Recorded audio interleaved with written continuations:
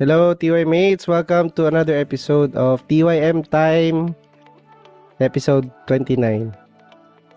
28. Hindi ko siya. I-check ko mamaya. Anyway, 29. tama, 29. 29. Yun, thank you, Doc. So, yun, welcome po to your inspirational podcast where we do our faith sharing through deep dive or deep diving on God's Word. Yan, so once again, I'm one of your hosts, Minister Jervin, at ang mga co-host ko na sana walang sakit. mga tunog sakit, may sakit. Si Doc Isa, tsaka si friend siya. Hello. Good Hello po. afternoon. Hello po. Nako, take care po. Yes, opo. Sa mga TY mates din, sana okay kayo dyan. Medyo uso ang sakit ngayon. Ubo, sipon, and the like. Ayan, na minsan ito talaga yung time na hindi ko ayaw ko talaga sumabay pero sumasabay ako sa uso bigla eh. Ayan. So sana hindi masyadong halata sa sa boses. Medyo halata actually pero yeah, let's try to focus on, of course, God's word in our episode today. Ang theme natin is God and the Holy Spirit work through a body. God and the Holy Spirit work through a body. And second is, you must evangelize, only then will God let your wishes be fulfilled. Yes, on the second theme, actually, we had an earlier episode already that also tackled or on the same theme. One of our early episodes as well talked about it. Pero we'll talk about it again in this one's episode. So we'll start. The insights are by sa akin pala to. Medyo nakalimutan ko na nung nagpe-prepare ako. Parang familiar tong write-up na to. Ako pala ang nagsulat. No? Okay, so ang question natin. So kahit ako yung nag-create ng question, minsan mahirap pa rin siya sagutin. Pero I think marami naman tayong masagot for this question. Share an experience where either God used someone to help you or God worked through you to help someone. And then what did you realize from your experience? So dalawang choices, either God used someone to help you or God worked through you to help someone. What did you realize from your experience? So something na I think we've had a lot of experience in both ways. So may mauna na ba? May naisip na agad? Si friend or si Doc? Oh, Si Doc na agad. ako. Sige, Doc. Oo. For me, um, there was a moment na we went to the prayer mountain, no? And then, it's a mountain, so it's really hard to go up. And then, may sakit yung paa ko. Naalala niyo yung mga episodes na nakwento ko sa inyo na may heel spurs ako, and then may plantar fasciitis ako, so namamaga yung muscle, so I cannot really go up. And then, we went there at early morning, yung pre-dawn, para mag-pray. But then, we cannot bring any the car up papunta, 'di ba? Kasi nga we need to walk or at the same time bawal na iakyat yung kotse, so kailangan maglakad. And at that time I was so worried, like, oh my God, meron daw shuttle, but I was thinking, pero yung shuttle kasi it's either super early or wala na, parang ganun. Pero hindi namin naabutan yung time. So, oh my gosh, maglalakad ako, ganyan. Aakyat ako, ka-climb ako, paano ako makakarating sa tuktok, ganyan. So, that was my worry on the way. Nung nandun na kami sa foot of the mountain, doon ako napapaisip, as in, naku, wala na talagang shuttle kasi late, past the hour na. So, parang, oh no, mag-start na tayong maglakad ngayon. Pag maglalakad ako, kung let's say 20 minutes lang siya, abutin ako ng more than 20 minutes. So, I was really thinking, naku, namamaga pa yung pa ako. So, paano na lang to, ganyan. Tapos, at that moment, biglang may dumating na car. Tapos, nag-open ang window. come on, sakay kayo, ganyan. Tapos, ang kasya lang sa car usually is tatlo, 'di ba, sa likod. Pero may isa pa kasing medyo mas matanda na rin na kawawa naman, hindi rin makalakad.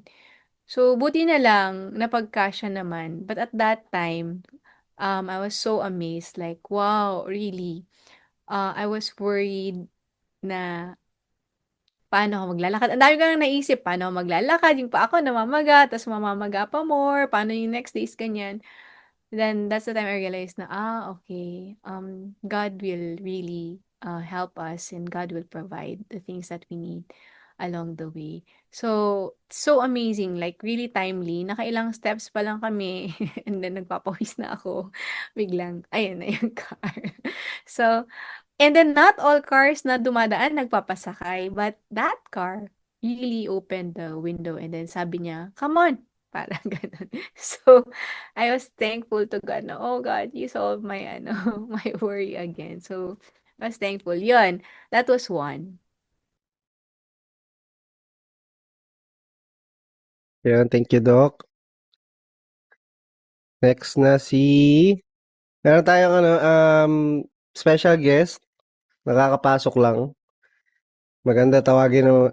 Hindi, bago niya sagutin yung tanong, no? Baka bigla naman siya kailangan niya sumagot agad, no? So, kaya pakilala muna natin ating Batikan. Si tawag namin sa kanya Pres Joanne o si Miss Joannes Olinsagay. So, Pres kasi later siguro makasama sa introduction niya. Pero sa akin, parang nag-stick yung Pres kasi may ganun siyang aura ng pagiging president. So, yeah, parang any president, parang class president, organization president. Parang may aura ng authority. Hindi naman, hindi yun nakakatakot in a sense. Although may ganong side din siya. De, joke lang. Yan, so, si Pres Joanne, short intro lang. Hello! Parang nagtakot ako dun, nagulat ako dun. May ganun akong aura. May presidential aura pala ako. Yeah, excited akong nag-join dito. Sobrang excited ko. Lumagpas ako. Lumagpas ako sa sa oras. Ayan, pero yun, masaya. Masaya na nandito ako. Thank you for accepting me and giving me this chance to to be here as your bisita. So, hinanap ko yung hinanap lang ako. Yun po. So, magandang araw po sa inyong lahat. So, kung ano man oras sa inyo ngayong oras na to. So, good morning, good afternoon, and good evening. And it's really my honor to join sa TYM. Yes, Minister Jervin, thank you. And ako po ay connected sa sa tatlong university. So, um, ngayon kanina kararating ko lang sa bahay, medyo nagmamadali ako. So yun, connected ako. Okay lang ba sabihin yung tatlong school? Okay lang po. I think okay lang naman. Okay. Okay sa kanila. Okay kung okay sa kanila. Tanggap nila ako, 'di ba? So, connected ako sa Our Lady of Fatima University, and then pero sa College of um, Hospitality and Institutional Management, and then connected din ako sa Lyceum of the Philippines University. So um sa CITHM, and then also connected din ako sa Las Disa de La Salle University sa DSI. So ayan. Yan, thank you. Yan, thank you, Pres. So, I believe marami na tayong makapulot na grace or faith experiences, no, from from her experiences. All right. So, si Shaha, may answer ka na dito sa question for all. Yes po. Ako naman po, what reminds me of this question is when at my time sa college. So, I think lahat naman tayo, no, meron po tayong time in our college kung saan we hesitate or like we doubt yung course na tinetake natin uh, if ipagpapatuloy pa ba natin tong course na to or we think na parang better na mag-shift sa course. So I had the time nung college ako and I was also not mentally well. So I was along the way along the way. I mean, uh I was alone at that time. I was reflecting um kung ano ba yung kung ano na bang ano ko sa life ko, parang gano'n. I remember I was exhausted and I feel so empty at that time. Then biglang may stranger sa school, may stranger na biglang kumausap sa akin na how are you? Ganyan. How was your school? Ganyan. So, ako naman, since parang meron kasi tayong na kapag sa stranger, somehow, mas madali sa atin makapag-open up kasi hindi nila tayo kilala. So, parang ako at that time, I managed to tell her what I feel at that time. And then, yeah, long story short, in-invite niya ako sa Bible study. So, pero ako, hindi ko na sana siya papansinin, kasi parang but deep down, parang may nagpo-push sa'kin to do the Bible study. Pero at first I was like parang I've been attending na to Bible study since I was a kid. So, alam ko na kung ano yung pag-uusapan namin at that time. May gano'n akong thinking. Pero anyway, nag-pursue pa rin ako dun sa nag-take pa rin ako ng Bible study. And from the Bible studies, I finally found my purpose in life. So, in what way was I saved? Spiritually speaking, I did not realize na I was seeking. Parang I just realized it when I was taking the Bible lessons and I was receiving spiritual mentorship. Siguro if I had not contacted that person who invited me, maybe hanggang ngayon I am living my life mindlessly without knowing my purpose. So, ayun, that's all po for me. So, I hope for our TY mates too, if you are going through something at the moment or if you are seeking, you can ask God to lead you in finding your purpose. You can also, of course, you can also leave us a message if you want to some free sharing, Bible studies, or if you want to elevate your life of faith. So, yun po sa akin. Yeah, thank you, Shaha, for sharing. Yes, no, nagkaroon siya ng problem or she was wondering about her school life. Pero inalok siya ng Bible study bigla, no? Yun yung sagot. Pero maganda, na-inspire siya mag-take, di ba? Na-inspire siya. Yes So, po. Yes po.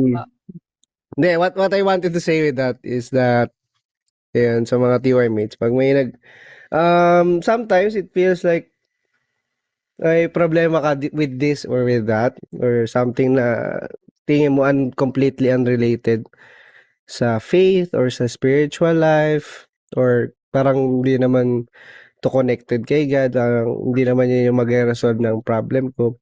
Pero most of the time actually, pag ni-resolve mo yung spiritual first or yung faith first or you learn more about God, you learn more about or ni-strengthen mo yung relationship mo or yung connection mo with God, it ends up na it resolves also yung physical na problem or situation mo na you've had in the beginning. So, yun yung nag-experience ni Shaha. And actually, sa akin din, yun din yung I've had many experiences like that na yung physical problem is resolved by resolving yung spiritual side of your life, or leveling up kumbaga yung spiritual side of your life. So yan, so thank you again siya. So next naman si Pres, hindi niya naabutan yung simula, pero yung question natin, as a beginner, share an experience where either God used someone to help you or God worked through you to help someone. So, and then what did you realize from your experience? Actually madami akong experience na naramdaman ko talaga or na-realize ko talaga. I realized that God is really helping me. So, not just only in my life of faith, so but also in my like career situation, or minsan nga financial situation. There are times that you go through. But what I remember then at this moment is when you realize that God can also work through you. So, there are times na you feel na parang wala kang silbi. Or there are times na you feel na um, napapaisip ka na, will God use someone like me? So, or will God also work through someone like me? So, may mga times na gano'n. Then, may mga situation kasi there are situation na yung isang tao, they're really going through something, and then when they ask you about like help, or they ask you something na paano kaya ma-overcome to, so bigla ka lang nag-mention na sa tingin mo na something na light lang, or something na you learn from someone how to resolve things. And then later that person, they will thank you or testify to you na that kind of answer pala yung hinahanap nila, or something na they will realize na yung pinagdadaanan nila is just so simple lang pala, then someone has the answer, and then they felt like na they are being used by God to help them overcome the situation. So, what I want to share is, we never know how God will use us. So, as much as we are willing to be used, and then also we never know na may mga times na ikaw pala yung sagot. Hindi naman ikaw yung sagot, but sa'yo yung sagot na hinahanap nung taong yun. And then you feel na God really used you at that time, and ikaw yung right person to even save that person. But of course, you have to recognize in the end, it's not you, it's not about you, it's not about your strength, or it's not about what you have, but God used you at that moment. So that person also will realize na it's God helping that person. Yan. Yan, amen. Yes, thank you, Pres. So yun, you don't know when God can use you, and yun nga, doon mo rin na-realize yung value mo.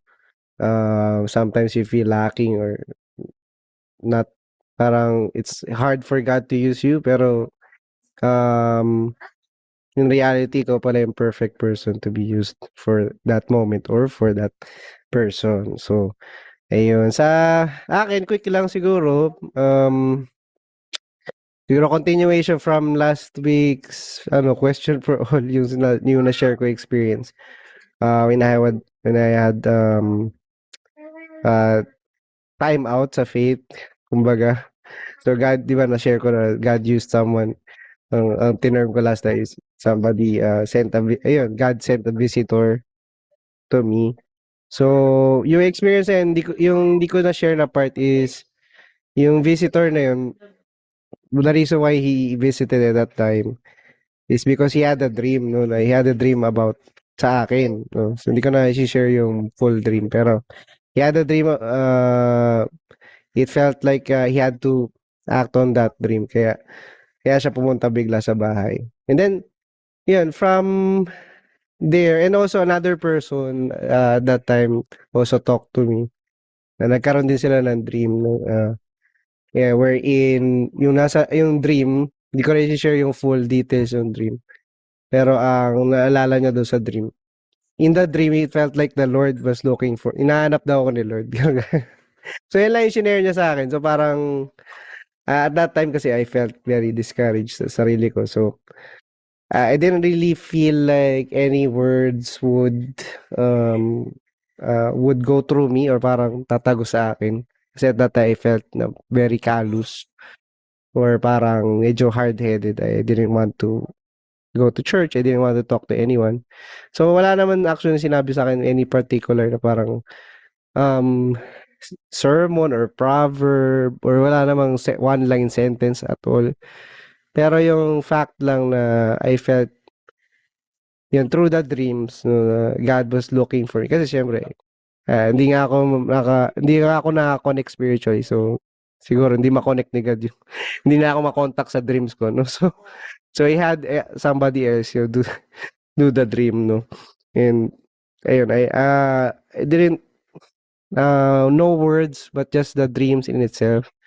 And then just the fact that somebody went, came, by God, from God, parang ganun. Kahit wala naman siya actually yung special na sinabi talaga at all at that time, no? So, yun. So, God works in mysterious ways like that. Yun yung na-realize ko from that experience. And also, from that experience, as we will continue on medyo connected sa write-up natin today, I try to, i-replicate yun na when God works through me or when God uses me to help somebody else, I hope God can work through me like that, no? And maraming cases din na di ko namamalaan, sabihin nila na, naalala niyo ba to, Kuya Jerbs, yung sinabi niya to during that lecture. Naalala pa nila, actually di ko na naalala sinabi ko yun. Pero yun daw yung touch sa kanila or yun daw yung nag-move sa kanila to overcome this or that. So, feels really, amazing to actually experience that. And yung mga ganong moments, yun. Okay, so, yun ang ating start pa lang, no? Mainit na agad. Okay, so, yun ang ating question for all. Now, for our scriptures, we'll just read this one, yung John 4:25-30. The woman said, I know that Messiah, called Christ, is coming. When he comes, he will explain everything to us. Then Jesus declared, I, the one speaking to you, I am he. The disciples rejoined Jesus just then. Yun yung title. The disciples rejoined Jesus. Just then, his disciples returned and were surprised to find him talking with a woman. But no one asked, what do you want? Or why are you talking with her? Then, leaving her water jar, the woman went back to the town and said to the people, come, see a man who told me everything I ever did. Could this be the Messiah? They came out of the town and made their way toward him. Yeah, so this was the part ng story ng Samaritan woman, Jesus and the Samaritan woman. Yan. Okay, first principle. Diretsuhin ko na, basahin ko. God works through the body. God works through the body. God, who is a divine spirit, has always worked using a body of a person to connect to people with bodies. He gives his word through a worthy person. When people receive that word through their own bodies, take action, God becomes living and active, performing miracles and signs. When we don't know how God works, even though we believe in God and pray, we don't feel God living in us and with us. Yan, amen. And so yung part for me talaga, yung when we don't know how God works, even though we believe in God and pray, we don't feel God living in us and with us. Or in other words, we can't feel yung reality ni God, even though we believe. So faith ends up becoming conceptual, parang conceptual or theoretical actually. So, and then when it becomes like that, unti-unti, either it ends up like that, ganun na siya until the end, or mawala yung faith totally, no? So, kailangan mo talaga ma-experience yung reality ni God. Hindi mo siya ma-experience ng madali kasi hindi mo naman nakikita si God, hindi mo siya naririnig, hindi mo naman siya nararamdaman sa skin mo or you're not able to touch God. So, paano mo siya talaga makikita? It's through the word, no, given, yun nga, as we have seen through the Bible. Through the word, God gives the word to a worthy person. And then, when we receive that word, and then we take action on that word, dun siya nagiging reality for us, no? So, one of the things na we've been taught a lot, yun, even yung mga naniniwala sa idols, they work better kasi nga they take action. They take action on their teachings or kung ano man yung principles na tinuturo sa kanila. So they become successful or they do better. And they actually feel na they feel their faith is alive, their religion is alive. They really feel their idol even if non-existent is alive, no? So that's how much taking action can differ. So for us, even if yung God natin is existing in reality, pag di tayo nag-take action, hindi natin siya mararamdaman. So it's less, even less than a person worshiping a non-existent God or an idol. So yun yung kailangan talaga nating take action on God's word. Yun yung pinaka-take away for me. Next na mag-share. Sige, si Shaha ulit. Meron ka bang ma-share from this principle? Yes po. Tama po kayo, no? We feel God through His words. For this principle, we can actually look on how Jesus, the Messiah, worked. So at the time, He received God's words and He took action on it by preaching. So through Him, God spoke, God performed miracles and other things. So to the people living at that time and those who follow him, God is with them. So God takes action with us through our bodies as well. And we might not know it, but God also use us to bless or save us. That's all po for me. Yes, amen. Yes, of course, pinaka-best example talaga is Jesus Christ, di ba? Even God, for him to make yung history ng Christianity and history ng salvation throughout the world, di ba? He didn't just come as spirit, pero he came using Jesus' body, no? Jesus came in the body, and then Jesus preached in the body. So doon nagkaroon ng miracles and signs because God became living and active through Jesus, no? Yeah, so again, thank you for sharing siya. Si Pres? Yes, I agree dun sa how God works through Jesus. So especially when having faith is actually the visible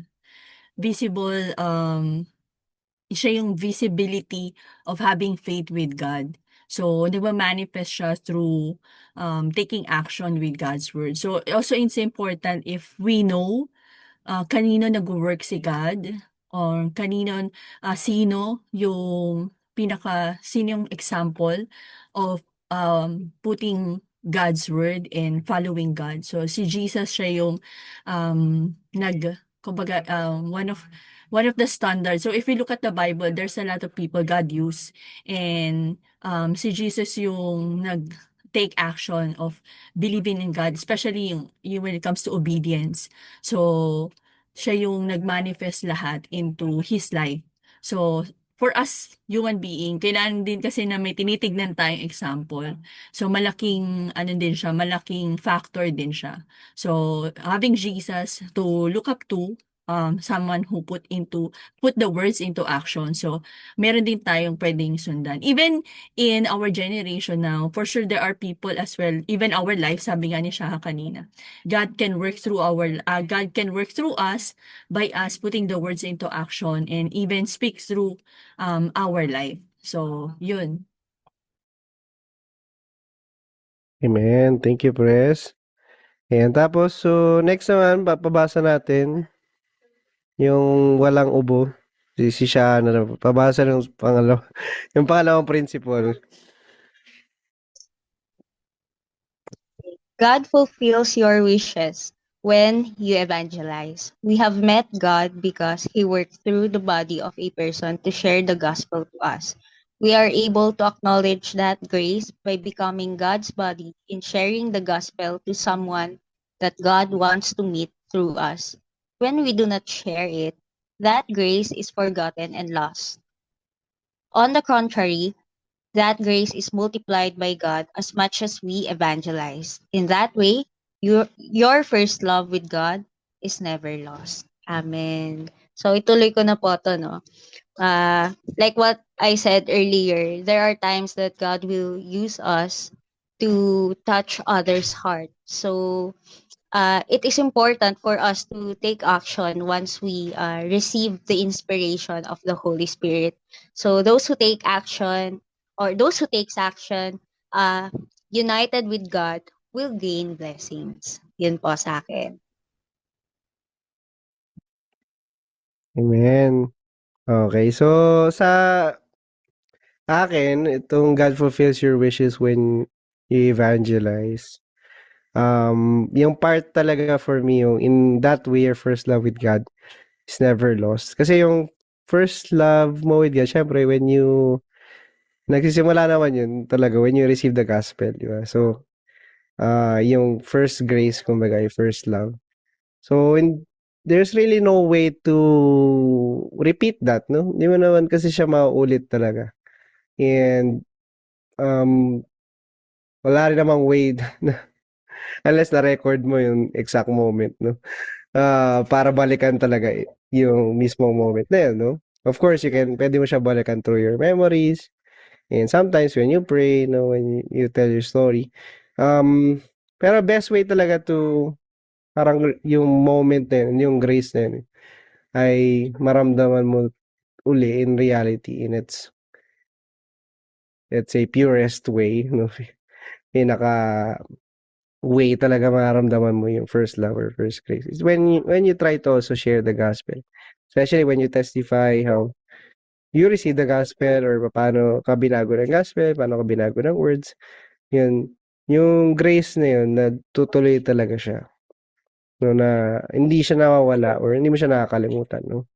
So like one of the things that we usually share nga when it's forgotten from your thoughts, it's as if hindi siya nag-exist at all.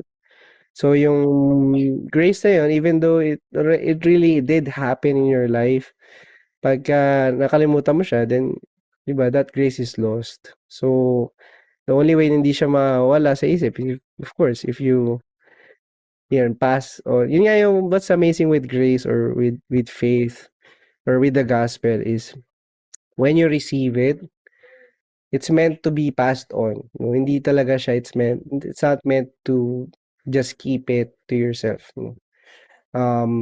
For it to really grow, for it to really shine, or para ma-reach niya yung, sabihin natin, completion or fullest form niya, it's really to pass it on. Whatever yung grace na, grace of the gospel especially, no? Or the grace of receiving the Lord, di ba? So, these things, we have to really pass it on. That's the only way na hindi mo siya makalimutan. So, only way yung grace na yun is never lost, no? So, yun ang aking. Sige, next na muna si Pres. Ano kayong gusto idagdag dito? I actually agree with you, Minister Jervin, yung last part na in that way your first love with God is never lost. So yung value ng words actually. So when parang for me kasi when you receive something beautiful, when you receive something great or big, 'di ba? There are moments na hindi mo siya ma-contain lang for yourself. Especially when it comes to God's word and when it comes to building relationship with God, that will also start by hearing the word. So for me, if there's something good, gusto ko talaga siyang i-share. So I feel like na it should be natural to people who believe in God to share the gospel, and it also become our mission also to share the gospel. So for other people also to be saved.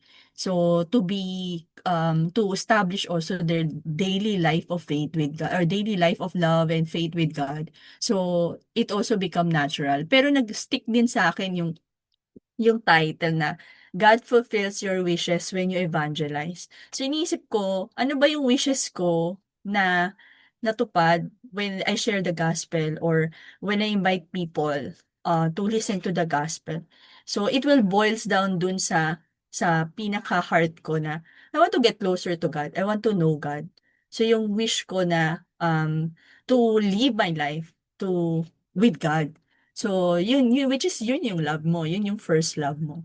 So regardless of what you will receive physically, because you will be blessed with sharing the gospel of what you will receive, yung spiritual things, especially yung heart of loving God, so heart of believing in God. So yun yung takeaway ko for this. Thank you, Press. So, bago tayo move on sa actionable, si Doc, may gusto kayo i-add? Ayun. Yes, konti lang. So, hindi ko naman wishes talaga, pero I just saw a lot of miracles when I tried to evangelize. So, ever since I learned lessons, my prayer was if I could be uh, a faith healer. Parang, not really faith healer yung term ko nun. Parang sabi ko, God, can I have a healing power? Parang ganon. Or, can I be somebody who can share the words? Then, that was my prayer back then. And then I realized, looking back, while reading itong write-up natin, I really didn't wish for the different things that I received. I witnessed a lot of miracles when I shared the gospel. So, example is, sa office ko before, I was teaching in Cebu. So, yung office namin is common, no? Parang nandun lahat. But, it's part of me that I always try to share the gospel. So, I invite people. So, teacher ako before, guys. So, faculty room. And then nagugulat yung ibang co-faculty mates ko na meron akong kasama sa table ko. Ta's nagle-lecture ako na modulated yung voice. So, maliit yung voice ko. And then, dumadaan sila, nag-i-eavesdrop. Yung pala, nagba-Bible study na kami. So, there are many instances like that. And then eventually, after a month, biglang binigyan ako ng separate room, separate office na may door and akin lang yung room. So then, I can bring more people and I can freely share the gospel more.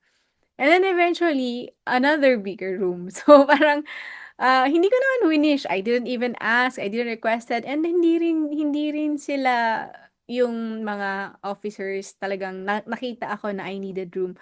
No, it didn't happen like that. It just happened na timing na biglang nag-renovate yung kabilang building, tas naggawa sila ng mga rooms, tapos biglang ang inassign is yung mga faculty nung department namin. Parang ganon. So you'll know that it's not a person's doing, but it's really God working through the people. Ma-amaze na lang talaga tayo sa mga nangyayari na, biglang may sarili na akong room.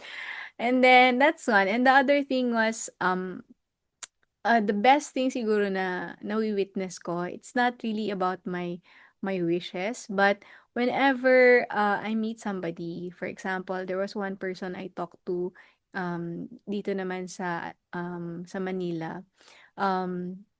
She was praying deeply, and then after that, we had a conversation because we were in the same chapel. And that time, may nasabi lang siya sa akin. And then eventually, I was inspired. And then automatically, what I heard from the Sunday sermon, it just came out of my mouth.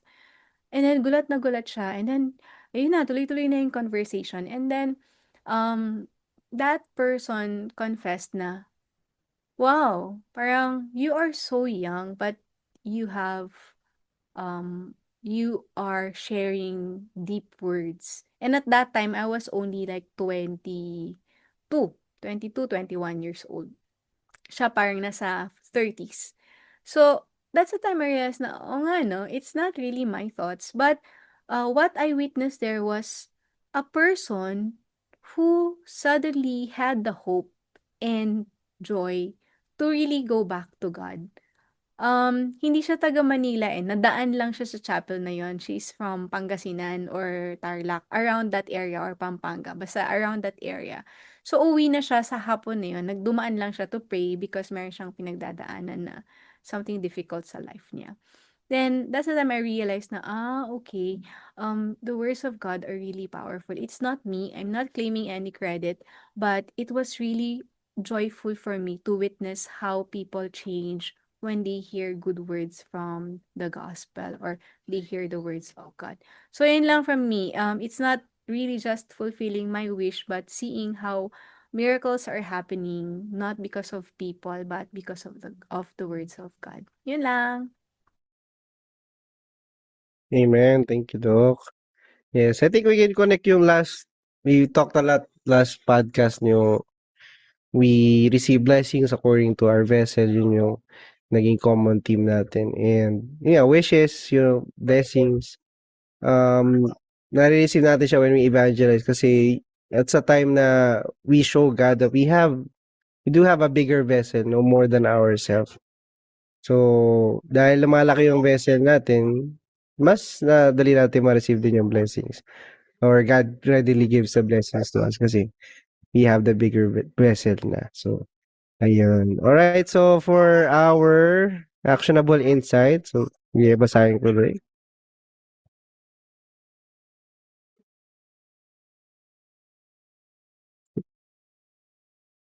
Or pabasa natin kay guest, special guest. Sige, pabasa natin yung special guest for today, si Press. Okay.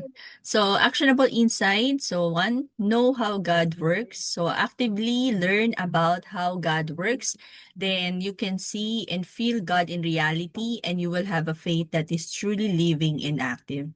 Learn from the Bible to see God's deeds in the past and learn through the body God is using to teach you His will in the present. Just as you need to study and train to be able to be skilled at a certain work, you need to study how God works so that God can work upon your life. Okay, diretso mo na, Press, sa takeaway mo. Okay, know how God works. For me kasi, I always look at how God works through my life. So, parang inalam ko na, parang kaya, curious ako palagi how God will works through my life or yung sa mga typical na gagawin ko sa sa daily life ko. So, palagi ko siyang tinitignan or palagi kong ino-observe how God will work. So, and I realized so also in the course of receiving coaching from our senior pastor and then also so also learning reading the Bible as well. So, I realized na um we get to know how God works when we know, when we really make effort to know about Him. So, kumbaga, wala kang idea kung paano yung isang bagay.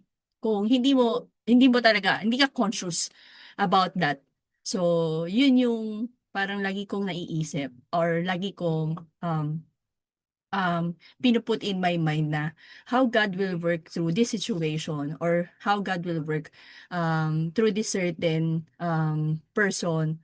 So, laging merong consciousness, kumbaga. And for me, parang importante din yun kasi I get to address properly. Parang I get to address what God has done properly. So, like for example, I get to may consciousness na I have to give thanks and may consciousness na nagkamali ako dito, I have to repent or I have to do something to make up with the situation. So, may mga ganong tendency. So, yun. Yes, thank you, Press, for sharing. Yes, God works in different ways, for different situations. So, yeah, we have to, study or know about it. No? Si Shaha naman,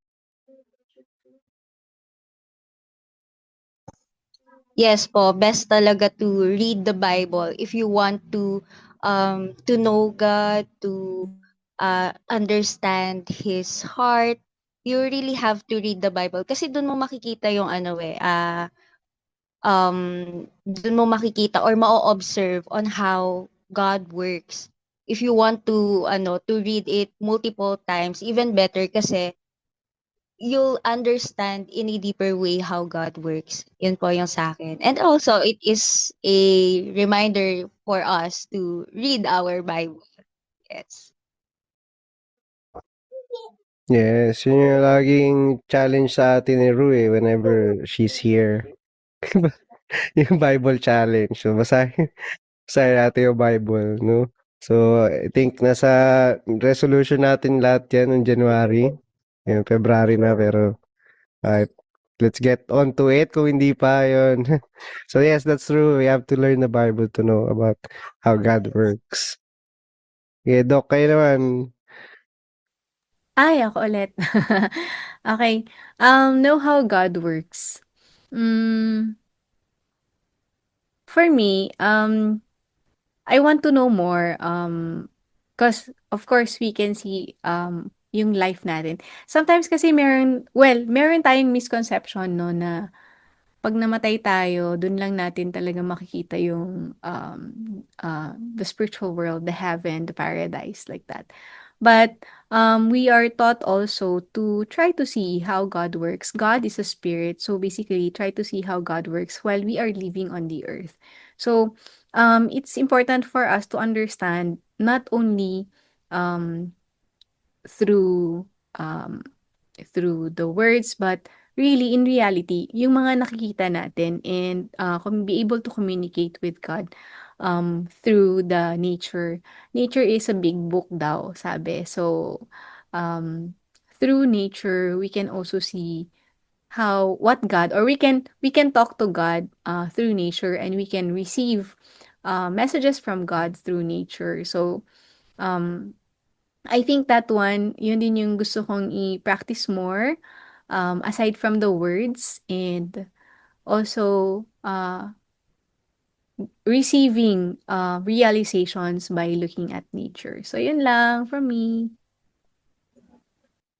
And thank you, Doc. So, last na insight, didiretso ko na. Ayun. So, sa akin din, try gusto ko talaga i-practice din, no? Knowing how God works, of course, in general, in life, in history, personal life, or also in terms of creation, purpose natin, why He created us, all those things, definitely, we can read through the Bible. Pero also, through taking action ourselves, we can understand more about how God works. So, with that, continuing with that, yung ating last insight will take on yung become the Lord's body. A light naturally emits the light it has. If you have received the light of God's truth and love, it will naturally shine through your words and action. We just need to shine that light wherever we may go, and God will lead to us those who also like the light, so that they may receive the light as well. Let's not feel burdened in sharing the gospel, but just as the Lord became our light, let's be His body to shine His light to the world. Amen. Yun. So, let's not feel burdened in sharing the gospel. Kaya, just like light, di ba, yung light, parang effortless naman sa kanya mag-emit ng light kasi that's what it does. Kasi may light siya eh. So, it naturally just shines. So, for us, if we just live by the word, we connect with God, I think naturally, yung sharing the gospel would come to us naturally, you know. It would, and sabi, like it says here, those who will be drawn to the light, kasi they also like the light, they will come, no? They will definitely come.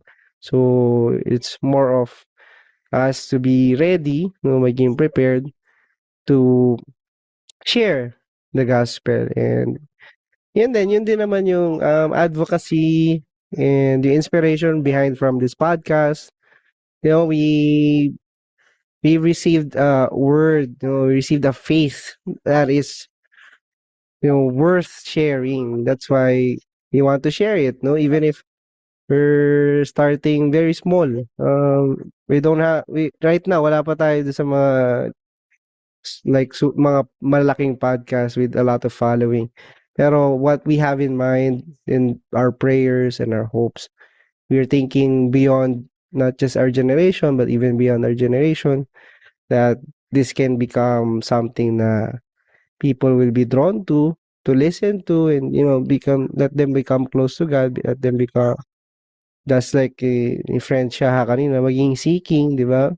Na-realize nga ni Shaha, di ba, nung na-invite na siya, tsaka niya na-realize na seeking pala siya. So, for a lot of people, you might think na you're okay with, parang okay naman ako where I am, or I'm not really seeking faith right now. I don't feel like I'm a seeking person, pero God is something, God is definitely worth seeking more. That's like kanina says earlier insight, diba? God is worth studying more. Diba? The more you spend or invest more in studying something, the more you develop things out of it, no? Yung mga amazing technologies that we have. Diba? Kasi nag-invest tayo ng study and research from it. So, how much more if we study and research, on God? Hindi ibig sabihin yung research na kumuha lang tayo ng paper or something kay God. But really connect with Him through prayer, of course, through the Word, through the Bible. Definitely will make um tremendous, miracles in your life. Your life will really be changed. And I'm not sharing or saying this kasi it sounds good or maganda siya pakinggan. Pero that's what really happened with our lives. No? That's why we're sharing here. No? So, hopefully, if you receive that light, then shine the light. If you're seeking that light, then we're more than willing, more than happy to help you find it just as we found it. No? Okay, so ito na yung last na insight natin. So, mga next co-hosts. So, isa-isa kayo. Kahit quickly lang, you can share few takeaways. Sige, manahin natin si Doc uli.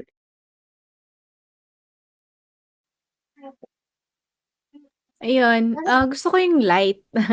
Light, naturally, you're really shining. I think when we experience how, yung before we listen to the word, ano yung itsura natin, and after we listen to the word, literally, we are like shining, enlightened, kumbaga. So, it will be natural as well how we act and the way we deal with other people, we have relationships. All these things will be reflective of what we are learning. So, and eventually, yun din yung magta-testify mismo sa what our principles are. It really will naturally show. So, for me, hindi naman talaga siya burdensome to really share the gospel. In fact, it is when I share the gospel that I receive even the things that are for me, the inspirations that are for me. So, mga katiway mates, let us share the gospel. But first, it's to learn. So, let's keep learning and i-plug in ko lang din yung lessons namin. Yun lang. Yes, thank you, Doc. So, next, si Shaha. Yes po, I really like this insight. The word or the gospel is light. So if you keep on listening, you'll transform, you'll shine. So if you share the gospel, not only is your life will shine, but also you will be able to help others light up or shine. Yes po. Yun po sa akin. Thank you. Last, si Pres. Yung May takeaway. Hi, yan. May naalala lang ako dun sa part na it will naturally shine through your words and actions. So, for yung becoming the Lord's body, so it feels like we become like if we look at Jesus, so Jesus as a teacher and someone preaching the gospel, so we become like mini teacher, mini teacher of the gospel. So I just remember na there's a time na yung parang meron during the time na parang ano siya, Christmas Day, and then parang mayroon kami activity na you will write something to a person and then how you look at that person. And then during that time naka-receive ako ng letters from my coworkers, co-faculty. And then ang hina-highlight nila doon, they always feel moved daw, or they always feel receive grace through my post, or kasi I always have nagbibigay ako ng time. I always give time to testify about God through my post. So, I was nabigla lang ako na may ganun pala silang perception na they really appreciate pala something na yung mga pinopost ko about God. Na before, na hindi naman sila nagpapakita ng interest. And so, I feel like na for us who believe in God and who believe in Jesus, na it became natural for us to share the gospel. So they may not react at that moment, pero na-instill kasi sa mind nila yon. So may malaki yung part na naaalala ka nila, or hindi man ikaw yung naaalala nila, but you are being used to for them to connect with God. So if there are may mga times na they send you a message and then they feel thankful kasi you share something that will help them to remember God or help them to get closer to Jesus again. So yun. Thank you. Yan, thank you, pre. So, ayun nga. So, sometimes we don't, hindi siya right away. Nakikita natin nag-reflect right away na we're shining the light or it's making an impact on other people's lives. Pero, surely, it really does, make an impact. And, pero, nonetheless, no, even if it seems like walang impact siya at the present, we continue, yeah, naturally. Because that's our life. So we just naturally do it. No? All right. So we had very insightful, meaningful na TYM time today. So thank you again. So thank you, Press, for your first time. Yan, sana maging Yay! ganda na may experience. Yan, sana bumalik, no? Sana bumalik. Alright, so last segment natin. So, medyo napaba ng konti yung episode. Pero okay lang kasi parang bitin kasi pag pinutol natin konti. Kaya diniretso na natin hanggang dulo. Okay, last na. How can your TY mates help you this week? Hindi naman masyadong halata sa boses ko, no? Medyo obvious, medyo obvious naman na medyo may sakit. So, prayer for sa akin, sa family, everyone, may sakit. Sana, praying for God's healing for everyone. Thankfully naman, although akin lang yung lumala, yun, so sa baby naman namin, we're medyo head in. Sana nga hindi siya masyado rinig sa background. Yeah, pero masigla naman siya. Sinipon lang onte, pero nothing serious or hindi naman siya escalate or anything. So thankful for that. So, sa akin lang yung medyo medyo matagal na ubo. So yun, thankfully na iraos natin yung episode. No? Kung may ubo man na singit, i-edit natin yun. Yeah, so yun. So yun lang sa akin. Next, sige si siya naman mauna. Anong maitutulong natin sa inyo? Yes po, prayer din po sa health and discernment din po in life decision. That's all po for me. Yan, thank you siya. Ba, kailangan mag-Bible lessons ulit. No? Pag kailangan mo ng mga discernment na. Yeah, so nakakatulong. Yeah, of course, yeah, let's pray for it. No, prayer also very important. Okay, si Press naman. So How can aside from your TY mates? Yay.